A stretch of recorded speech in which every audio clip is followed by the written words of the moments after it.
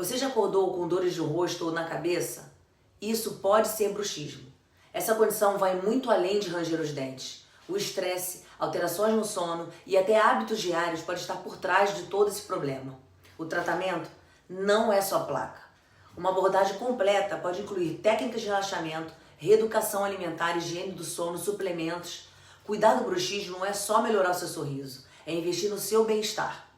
Quer saber se você tem bruxismo? Vamos cuidar da sua saúde juntos.